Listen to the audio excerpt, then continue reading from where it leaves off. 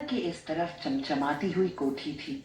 उसमें रहने वाले श्यामचरण बहुत अमीर थे, लेकिन साथ ही साथ बहुत घमंडी भी थे। उनकी पत्नी नीला देवी तो घमंड के मारे किसी को कुछ समझती ही नहीं थी।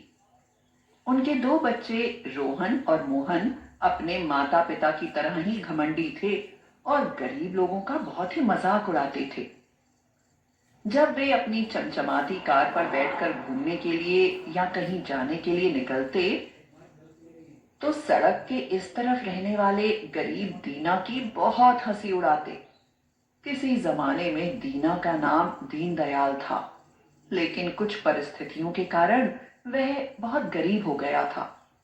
नवरात्रि आने वाली थी। नीला देवी ने श्यामचरण से कहा, अजी सुनते हो, नवरात्रि के लिए सामान लाना है। चलो शॉपिंग कराए।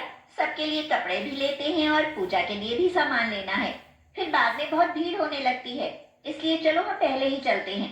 तुम तो जानते ही हो कि मुझे भीड़ से बहुत एलर्जी है, खास तौर से गरीब लोगों से। यह तो लोग ही ऐसे होते हैं, गंदे। ठीक है, मुझे भी पसंद नहीं, इसलिए चलो।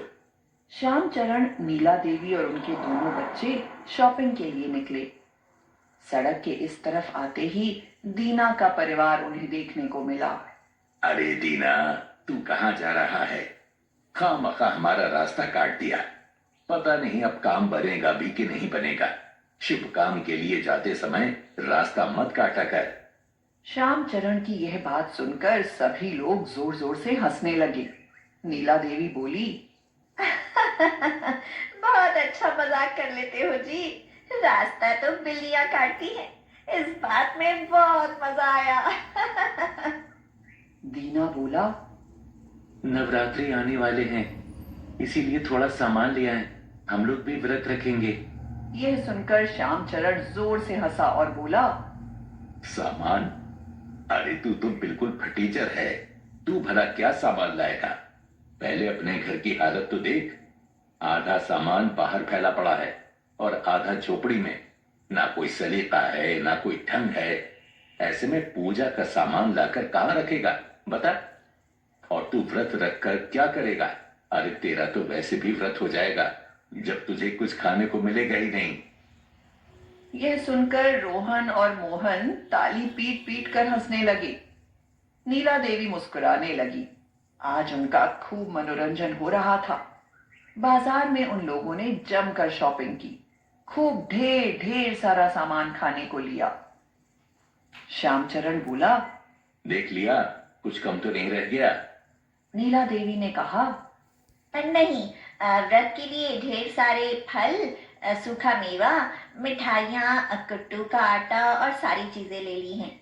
मेवा मिष्टान के पैकेट और फलों की डलियां गाड़ी में लाकर रख ली हैं। लड़कों के लिए कपड़े भी ले लिए हैं और पूजा के लिए सोने की मूर्ति तो हमारे घर पर ही रखी हुई है। चलो बहुत देर हो चुकी है, अब वापस चलते हैं। जब वे लोग लौटने को हुए, तभी उन्होंने देखा कि पूजा का थोड़ा सा सामान, एक छोटी सी मूर्ति, कुछ फल और चुनरी लेकर दीना और उसकी पत्नी शीला भी, दोनों लोग अपने घर लौट रहे थे। सभी लोग कार में बैठ चुके थे। तभी उनकी कार के पास एक आवाज आई, कुछ खाने के लिए दे दो बाबूजी, बड़ी जोर की भूख लगी है। श्यामचरण ने देखा कि खिड़की के पास एक बूढ़ी औरत खड़ी थी। वह बहुत ही कमजोर थी और वह खड़े खड़े डगमगा रही थी। ऐसा लगता था कि यह बस गिरने ही वाली है। बूढ़ी औरत बोली, मुझे कई दिनों से खाना नहीं मिल पाया है। भूख के मारे प्राण निकले जा रहे हैं। मुझे कुछ खाने को हो तो दे दो बाबूजी, तुम्हारा एहसान मानूंगी। नीला देवी ने अपने होठ सिकोड़े और बोली, आ गई मुसीबत। इन लोगों के मारे नाक में दम हो गया है। कभी भी चैन से न कहीं जा सकते हैं न आ सकते हैं। जहां देखो वहां हाथ फैलाए खड़े रहते हैं। शक्ल तो देखो कितनी गंदी है बुढ़िया। चलो जी, यहाँ से जल्दी चलो। श्यामचरण ने झटके से कार चला दी, जिससे उस बूढ़ी औरत को धक्का लगा और वे वहीं गिर पड़ी।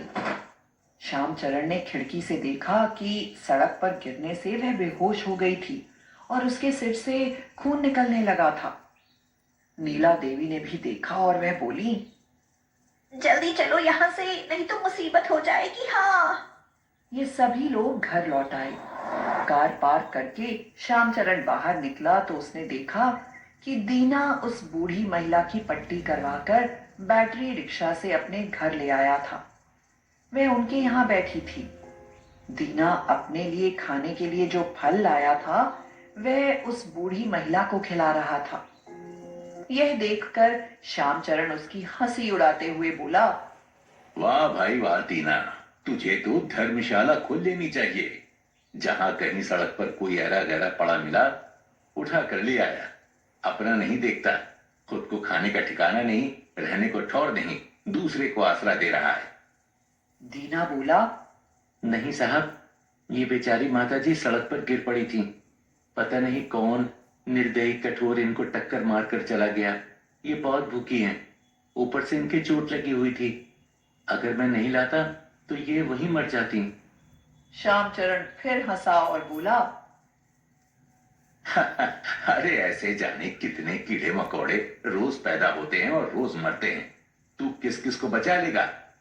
दीना ने कहा, साहब, मेरी आंखों के सामने जो दर्दनाक दृश्य आएगा तो मैं कैसे देख सकूंगा? ये तो इंसान है और मेरी माँ जैसी हैं। तुम गरीबों की यही प्रॉब्लम होती है, बड़े मूर्ख होते हो। अरे तूने तो अपने फल भी खिला दिए, अब तू क्या खाएगा व्रत में? नहीं नहीं, मैं कुछ नहीं खाऊंगा। मैं पानी पीकर व्रत रह जाऊंगा। लेकिन ये माताजी ठीक हो गई, ये सबसे बड़ी खुशी है। अचानक ही श्यामचरण ने देखा कि उस बूढ़ी औरत का तो रूप बदल रहा था। बूढ़ी माता ने देवी दुर्गा का रूप ले लिया। दीना की झोपड़ी की जगह अब वहां एक आलीशान चमचमाता हुआ मकान खड़ा था। यह देखकर श्यामचरण डर गया और देवी की महिमा को जानकर उसने उनके आगे हाथ जोड़े। वह जैसे ही जाने के लिए घूमा कि देवी ने कहा, सुन, दीना तेरी तरह नहीं है।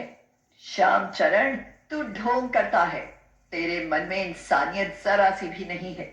जीते जागते इंसान को तू भूखा देखकर भी खाने को नहीं देता, ऊपर से टक्कर मार कर भागता है, उसे मरने के लिए छोड़ देता है।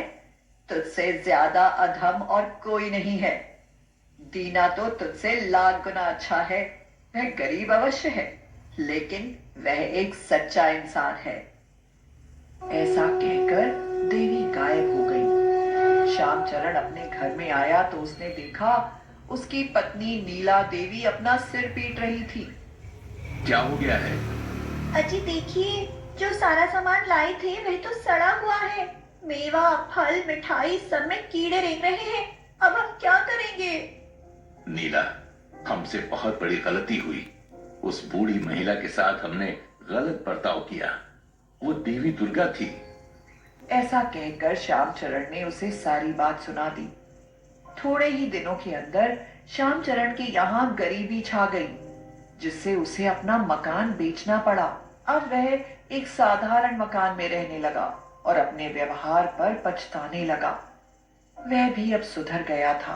किसी दिन दुखी को देखता था तो उसकी मदद जरूर करता और देवी माँ से अपने अच्छे दिनों की प्रार्थना करता था। मीशो महाकाली से